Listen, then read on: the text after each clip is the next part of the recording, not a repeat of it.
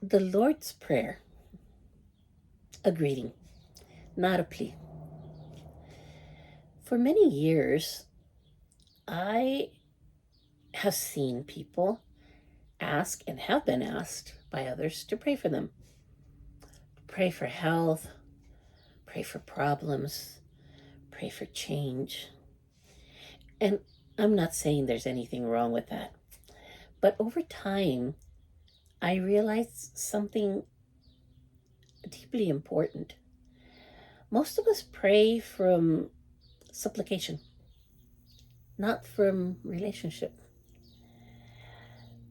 The Lord's Prayer, as it is commonly recited today, is often spoken as a plea for help, as if God were far away, as if we had to convince him, as if something were missing. But for me, the Lord's Prayer has never been a plea. For me, it has always been a greeting. You see, I knew God as my Father before I knew doctrine. My relationship with him was born from intimacy, not catechism. And later, when I learned prayers for catechism that were repeated from memory, something just didn't quite fit in. Not because they were bad. I mean, a lot of these prayers are beautiful, but they're not mine. They don't have my heart in them. Today, when I think of the Lord's Prayer, I don't feel it as a list of requests. I feel it like this: Abba, my Father, I am here. I don't come to ask you for anything, because everything I am and everything I have has already been given to me. I come to thank you for the love you give me, even when I forget about you. I come to tell you that I want to love you the way you love me, with presence, with trust, with surrender. Walk with me, or rather, allow me to feel that you have never stopped walking with me. Thank you for taking care of those I love, for keeping us united, for sustaining our health, and for protecting us from the kind of evil that dehumanizes us. And Father, I give you my will, because it can be put to much better use in your hands than on my own. Thank you. That, for me, is the Lord's Prayer lived, not as obligation, not as fear, but as communion. Over time, I understood something else.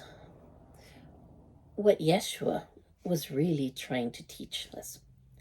Yeshua did not teach us to ask from lack. He taught us to recognize what was already given. When we ask, we often do so because we believe something is missing. But what we think we need is not always what we truly lack. Our Father never holds us in a state of lack. We are the ones who feel that way.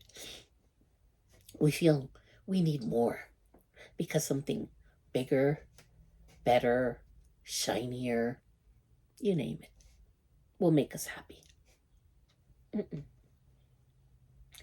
That is why Yeshua taught us gratitude before asking, because when we give thanks, our inner state changes. We stop feeling empty.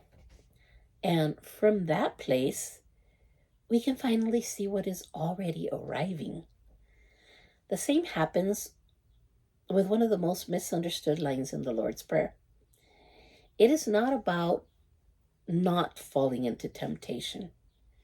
It is not, it isn't about sin. It's not about guilt. It's about something far more human and compassionate. It's about not being placed in trial or tested before we are ready.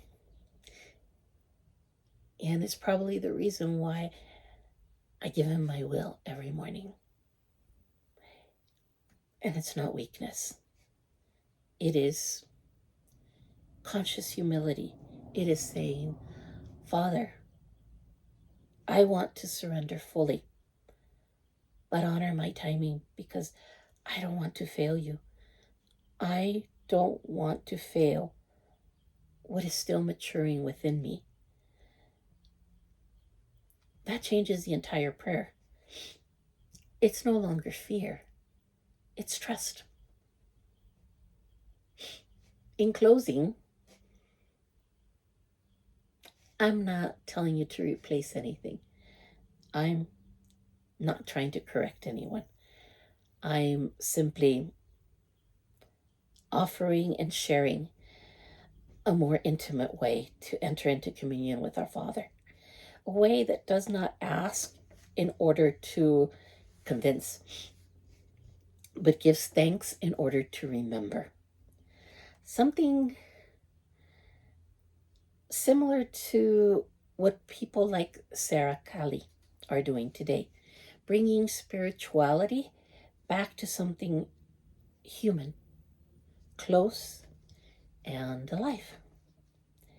If this resonates with you, use it. Give it a like and share it with those you feel would benefit from it. And if you haven't already done so, do subscribe.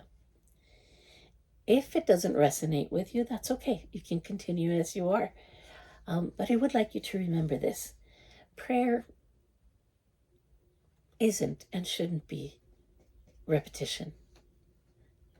Prayer is a relationship. And that relationship was never lost.